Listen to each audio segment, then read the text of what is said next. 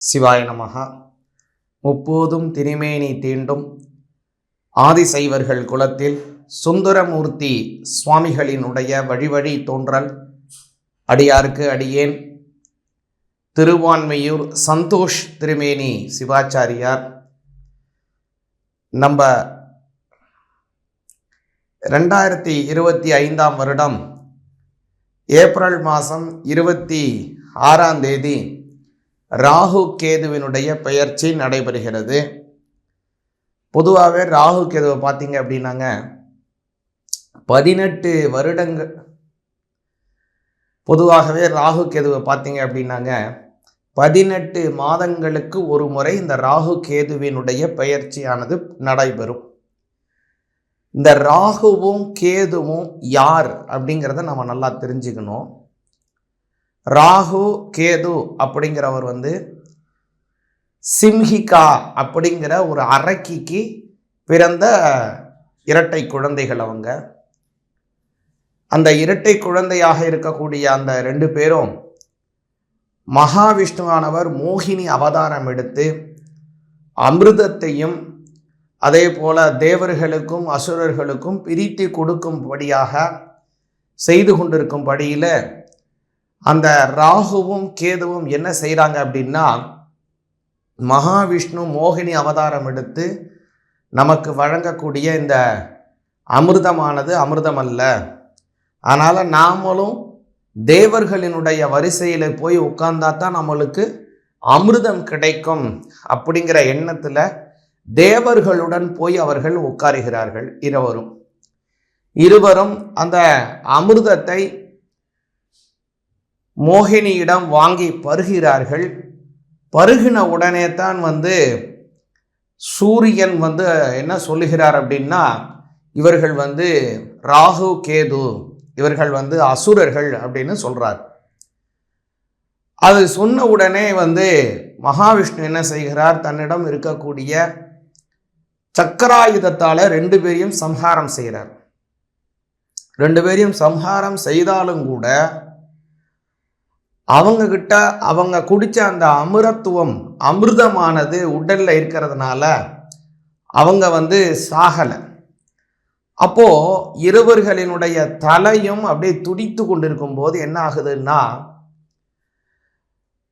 பாம்பு ஒரு நபர் பாம்பின் சொரூபம், இன்னொரு சொரூபர் மனித உடலின் சொரூபம்.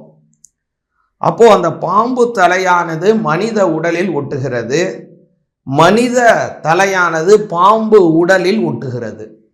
அப்படி துடிச்சுக்கிட்டு இருக்கும்போது மாறி ஒட்டிடுது, தலை மாறிடுது.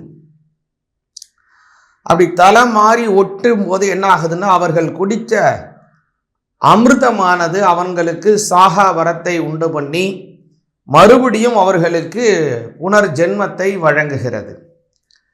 அதனால தான் பார்த்தோம் அப்படின்னா, ராகுக்கு தலை இருக்கும், ஆனால் உடல் பார்த்தீங்க அப்படின்னா பாம்பு உடல் இருக்கும். கேதுவுக்கு பார்த்தோம்னா பாம்பு தலை இருக்கும், மனித உடல் இருக்கும். நவகிரகத்தில் இந்த ராகுவும் கேதுவும் மிக மிக முக்கியமான கிரகங்கள். ஒவ்வொரு நாளுக்கும் இந்த மாதிரி கிரகத்தில் அந்த சூரியனுக்கும் ஒவ்வொரு நாள் இருக்கிற மாதிரி ராகுவுக்கும் கேதுவுக்கும் நாட்கள் இருக்கிறது. எப்படின்னா, அதில் வரக்கூடிய ராகு காலம் யமகண்டம் அப்படிங்கிறது தான் அவங்களுக்குள்ளான காலம். இப்படின்னு ராகு கேதுங்கிறது ஒரு முக்கியமான கிரகம்.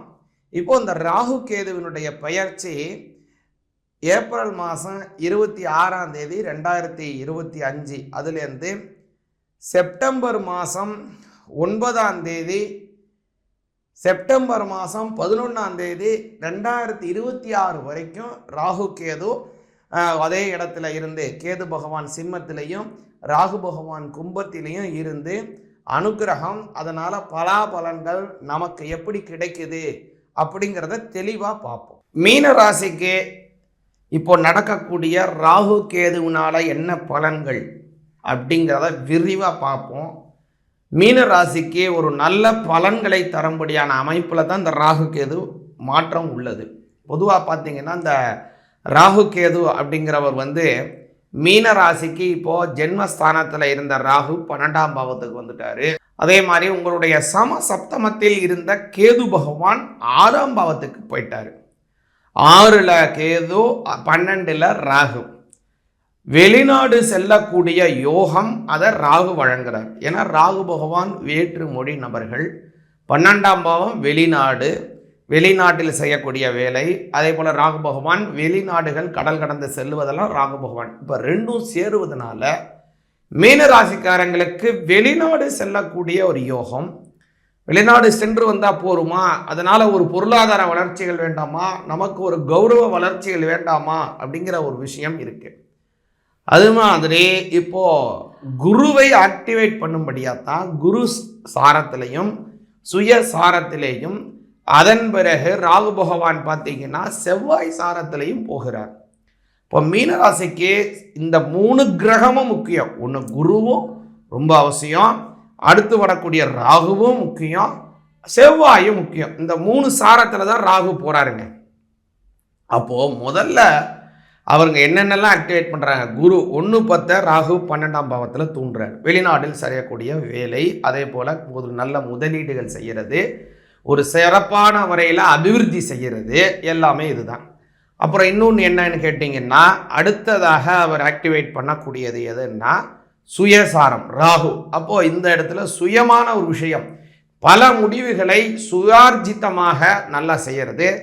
அதே மாதிரி பித்ராஜ்யங்கள் என்ன சொல்லக்கூடிய முன்னோர்கள் சொத்துக்கள் உங்களுக்கு சேருவது, அதையெல்லாம் விலகிறது. அப்புறம் குடும்பத்தில் உங்களுக்கும் உங்களுடைய கணவன் மனைவி சண்டைகள் இருந்தால் விலகுவது, அது மாதிரி இருக்கிறவங்கெல்லாம் அந்யோன்யமாக ஆகுவது, திருமணம் ஆக வேண்டியவங்களுக்கு திருமணம் கைகூடுவது, அதே மாதிரி உங்களுடைய அண்ணன் தம்பி அல்லது உங்களுடைய அக்கா தங்கை இவங்கள்ட்டெல்லாம் ஏதாவது கருத்து வேறுபாடு இருக்குது, ஏதோ ஒரு பகிர்மானத்தில் ஏதோ பூர்வீக சொத்தை பிரிச்சுக்கிறதுல சங்கடம் இருக்குது அப்படின்னா அதெல்லாம் சுமூகமாக மாறி நல்லபடியான நல்ல அந்தஸ்துடன் ஒன்று சேருவீங்க. மீனராசிக்காரங்களுக்கு நல்ல பலிதம் உண்டு. இல்லை கவனமாக இருக்க வேண்டியது 6ஆம் பாவத்தில் இருக்கக்கூடிய கேதுங்கிறதுனால உடல் ஆரோக்கியத்தில் ரொம்ப ரொம்ப கவனமாக இருக்கணும். இந்த கேதுவும் ராகுவும் பார்த்தீங்கன்னா 18 வருடத்திற்கு ஒரு முறை வரக்கூடிய ஒரு கிரக அமைப்பு இது. ஏன் அப்படின்னா அவங்க எப்போதும் சம சப்தமத்தில் தங்களை பிரிப்பாங்க. அதனால தான் ஒரு கோடு போட்டோம் அப்படின்னு பார்த்தீங்கன்னா ஜாதக கட்டமே 2ஆக பிரியும், சரியாக பிரியும். ஒரு நூல் கூட இருக்காது, ஒரு நூல் குறைய இருக்காது. அப்படி பிரிக்கக்கூடிய ராகுவும் கேதுவும் மீனராசிக்கு 12லையும் 6ஆம் பாவத்திலையும் கேதுவும் இருக்காங்க. இப்போ இந்த ரெண்டுமே பகை வீடு. இப்போ இப்போ ஏற்கனவே இருந்தது பார்த்தீங்கன்னா 1 நட்பு 1 பகை. ஆனால் இப்போ பார்த்தீங்கன்னா ரெண்டுமே பகை வீட்டில் இருக்காங்க. ஆனால் இதில் முக்கியமானது என்னன்னா செலவுகளை தரும்படியான அமைப்புகளே இருக்காங்க. அதனால் செலவு செய்கிறதுல ரொம்ப கவனமாக இருக்கணும். சுப முதலீடுகள் செய்வதற்கான வாய்ப்புகளை உருவாக்குங்க. குடும்பத்தில் யாருக்காவது கல்யாணமாக வேண்டியிருந்தோம்னா கல்யாண செலவுகளை செய்யுங்க. வீடு வசதி வாய்ப்புகளை வாங்குங்க. இது எல்லாமே நல்ல பலனை மீனராசிக்காரங்களுக்கு வழங்கும். சிவாய நமः.